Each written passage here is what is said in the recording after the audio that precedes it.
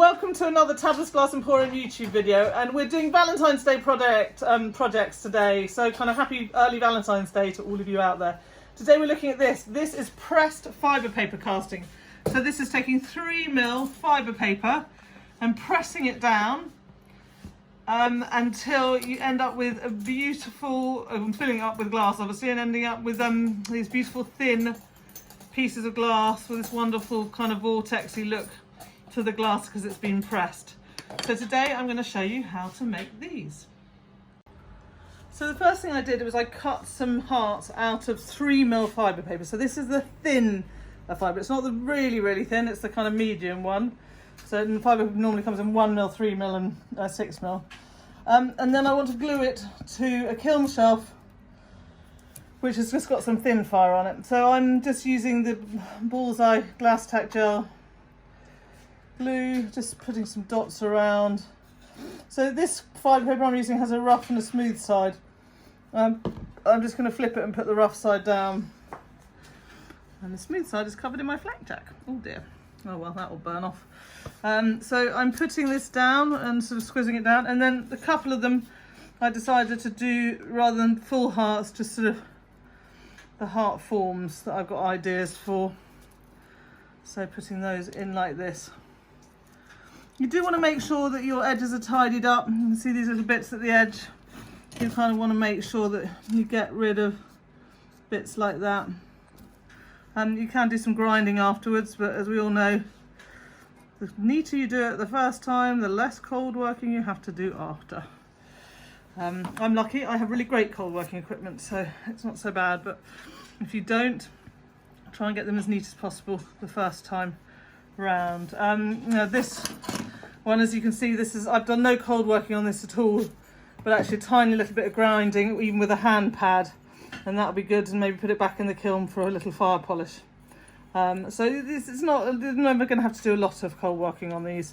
So now the thing is about filling them and how you want to fill them. So this one I literally, because it was a sample and I was in a rush, I took a handful of murrine, which is about 35 grams, quite expensive really, and put them in like that.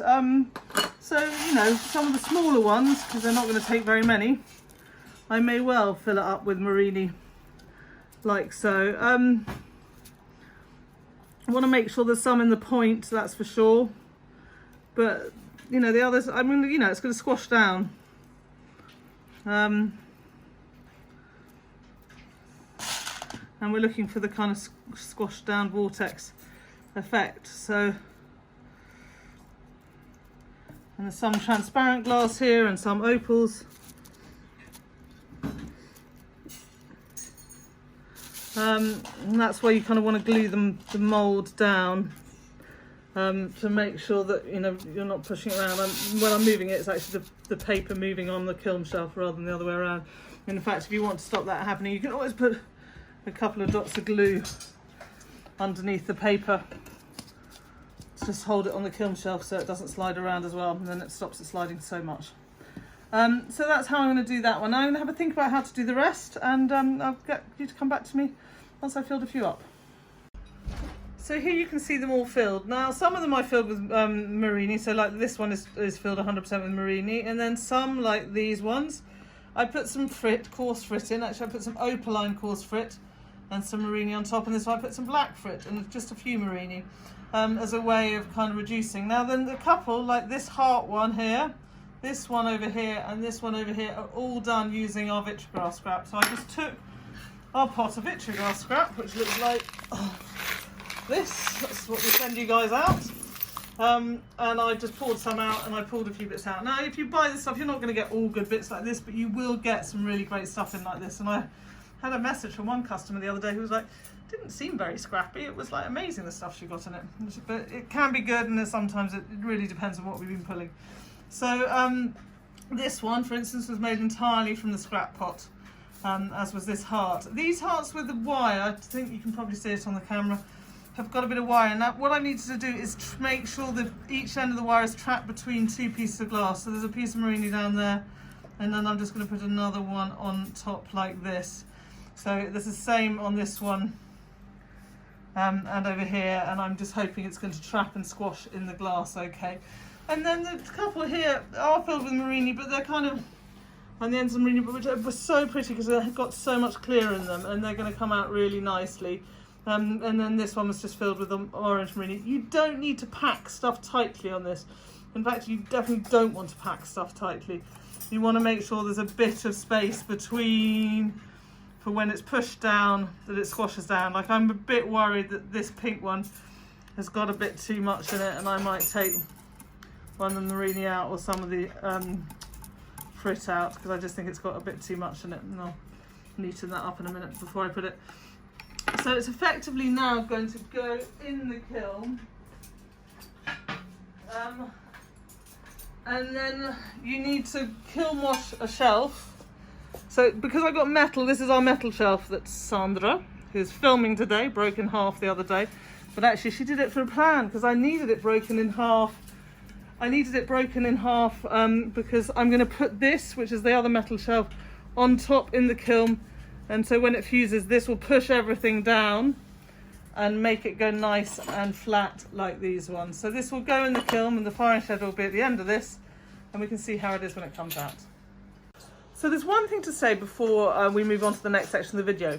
When you are putting these items in the kiln, you have your bottom kiln shelf, which will have thin fire on it, and your fibre paper with your glass. The kiln shelf that's going to go on top needs a fresh coat of kiln wash on it. So I tend to, on my bottom shelf, I tend to kiln wash and thin fire, so I have a double thing. And then on this, I have a really good coating of kiln wash before this goes onto the glass to make sure that the glass won't stick. Then on top of that, once this is in, I'm going to put another kiln shelf on top to give the extra weight I need because of the fibre paper for everything to push down. Now, after it's fired, if at the point when I take everything out, there is any gaps or holes, at that point, you can always add a bit more glass and re-fire it to fill in any of those holes. So now I've cleaned them up and they are out of the kiln. I have given mine a sandblast. If you don't have a sandblaster, I would work them with a diamond pad just to get the edges nice and neat. And then after I sandblasted them, I then ground the edges on a grinder, which, like, particularly on ones like this, means you get these beautiful edges where the kind of the side of the murrine are shown, which is really pretty. I'm completely in love with this. I know I said that about all the things I come up with, but this is just brilliant. I mean, if you look at the kind of vortex effect you get with this one, it's just really simple and lovely. But this, you know, this was scrap. Guys, this was out of my scrap. And that, you know, that is for me. I'm not giving that to anyone. That's for me. So I've given them all a clean up. They're going to go back in for a fire polish. I'll show you what I'm going to do with this one with the wire. The other one with the wire, it was too thin and the wire broke. So I'm going to have a little idea about what to do with this other heart. And then this one I think will just be like pendant. A pendant. Sandra's filming and distracting me. Just to kind of show you, the thing that's so great about these is how thin they are. It's just a kind of beautiful, really thin, light, airy glass, but it feels really dense and solid and not fragile at all. You know, I've cold worked these. I've really cold worked them and you know, sandblasted them, and they're still totally sturdy. So it's this kind of fantastic. All that glass compressed together, and I know it's not. It's the same amount of glass as you would have, but it's just the fact that it's so nice and thin and not the kind of 6 mil. I would say it's down to kind of, you know, 2.5 mil. So anyway, we'll get these ready to go in the kiln, and then I'll show you them before I turn the kiln on. So I wanted to do these now. So I want to add some hearts to these, to the wire. So it's like a wire with hearts hanging off it. When I had the second one, I wanted to do hearts on one and like 2 little lovebirds on the other. So that's another idea. If you know, don't want to do hearts, you could do lovebirds. So I've cut some heart XLs and I've done them quite thin. And I'm going to do one on top and one underneath. So effectively they're sandwiching the wire between the 2 murrine.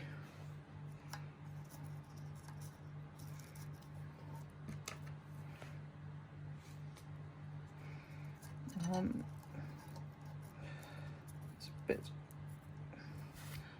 bit of a faddle, or a fiddle faddle. We're joking in the studio about old-fashioned words that don't mean anything anymore, and the only word that Cassandra had heard of was periwinkle. Periwinkle. So that's that one. I may kind of move them around a little bit and try and get the spacing a bit more aesthetically pleasing, but you get the idea. And then this one was supposed to have the wire, but it was too thin and it dropped out, and we had the clever idea of turning it into a picture frame. We didn't, actually. Our newest team member, we've got a boy working here now. It's very exciting. Yeah, Ronaldo said, oh, that could make a nice picture frame. So I was like, oh, that's a good idea, let's give it a go. So basically, I'm taking some 3mm fibre paper, and what I want to do is create a little space for the picture. You're going to have to cut the picture to size, obviously, but a little space for the picture to sit in so that it sits in nicely in the frame. And then this area at the top needs to be a void, so you can slide the picture in. So I'm going to put some more fibre paper like this and make sure these are butting up against each other nicely. We're going to need another bit of fibre paper at the top just to support the top, and then this piece of glass that I've sort of cut goes on top like this. So this will basically sink down on the tack fuse and tack to the glass behind, but it will leave a little bit of space for a photo to fit in, or that's the plan. I'm also going to tack fuse a triangle so that you can stick a triangle on the back and have it standing up. The difficult thing is that I am going to need to flip this because I want to fire it the other way up. So once you've done it, you need to flip it and then just adjust it ever so slightly here and there, and make sure that this is nicely tucked to hold these about. These other bits will slump down, sandwiching together, but there should be the void, left for the picture to drop into. So there we go. Then the rest of them I'm just going to put on this kiln shelf to fire polish. Give them a nice clean. That one's a bit dusty. I'll give them a good clean before, and they'll just go in. This will go on a very light tack fuse. I don't want any kind of dog boning or anything going on, so it will go on a kind of the lightest tack fuse just to fire polish up. Here they are out of the kiln. They look great. I really love the shine and how they come up. The backs of them are still matte, and if you wanted, let's say, a pendant and drill a hole and you want it nice on both sides, you could always flip it and fire it again, and then this side would be shiny. This one actually fired the wrong way up. I think this side is slightly more interesting, and I'm going to refire it with the kind of black side up. The photo frame came out brilliantly. Now I wanted to put a photo in it. Don't do what Tabitha did. Don't take your photograph and start cutting it. Take a blank piece of paper, work out your size, and then cut it to size. But so then you can put a photograph in like that. It's a little photo frame. The other thing I said I was going to do and I forgot was to put another piece of glass in the kiln that could be a back. So I've just cut a triangle of glass here. You could glue this to the back, and then effectively, if I can get it to balance, which I probably can't, it could stand up as a photo frame. So you can do it like that, or Sandra had an idea, put like some big magnets on the back and have it as a fridge magnet. Would be a really lovely idea. But I think that's so cute. Me and my dog, the love of my life. Don't tell my children. So that's that. Then there's this one, which I think is really cute. Kind of nice, sort of hanging up. It's just a bit different. You could put a piece of string on that, and that would be a lovely little thing to hang in a window. I just sort of love them. The nice thing about this is, if people find sort of glass jewellery a bit heavy and clunky, this is a way of making it really light and beautiful, and still keeping the beautiful vibrant colour of glass. And I'm just going to try and swing Sandra around here. If you can look around here, Sandra, and it's hard to see, but the colours in that and the translucency and the kind of, it's so pretty. So that's totally great. This one down here it's got opaline, so it's sort of got this pinky opaline shine on the back, and then a bit of dichroic shimmer through where I put some scrap dichroic stringers. So they're really kind of nice. And you know, this one, which was the first one I did, the sort of vortex effect you get on because of the murrine is just, it's so pretty because of pushing the murrine down. And you know, you take one like this and you get different things on both sides. So that's the matte side, which looks like that, and then that's the shiny side, and they're kind of both really interesting, lovely. I'm not quite sure I'm going to do that. I think maybe just have it as a kind of matte, you know, a pretty thing on the table, or I could slump it and it could be a little trinket dish. So those are the ideas of those. So I think they worked out really well. I really like them, and I hope you have too. And I hope you like this video, and if you have, please subscribe.